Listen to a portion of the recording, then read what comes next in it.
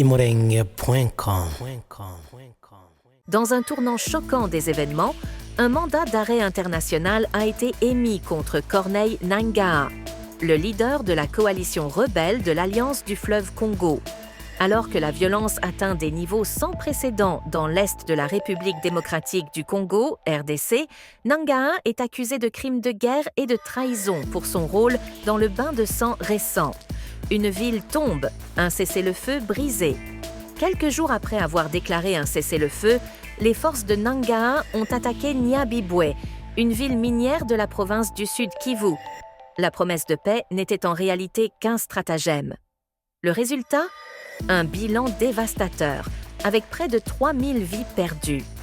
Nyabibwe, connu pour ses réserves d'or et de coltan, est désormais la dernière victime d'une lutte de pouvoir impitoyable.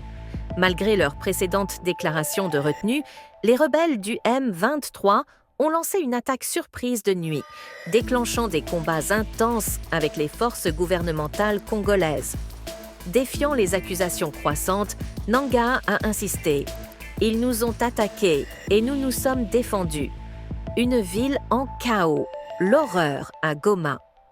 La situation à Goma, la plus grande ville de l'Est du Congo, est tout simplement cauchemardesque.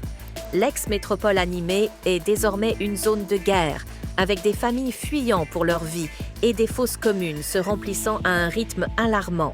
Les forces de maintien de la paix de l'ONU ont rapporté qu'au moins 2900 corps ont été récupérés et beaucoup d'autres sont probablement perdus sous les décombres de la destruction.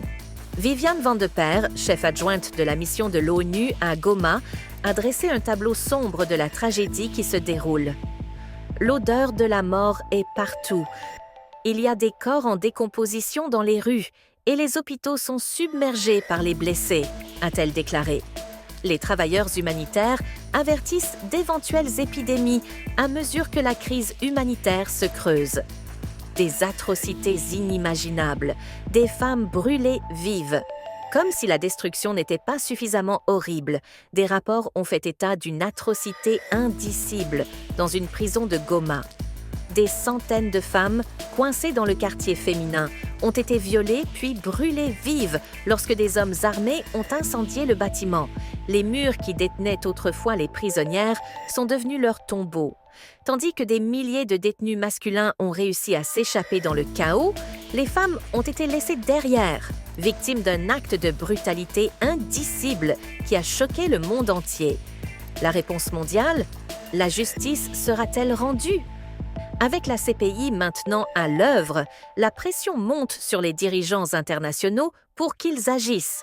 Le gouvernement de la RDC accuse depuis longtemps le Rwanda de soutenir les rebelles du M23 pour exploiter les richesses minérales du Congo, une accusation que le Rwanda nie.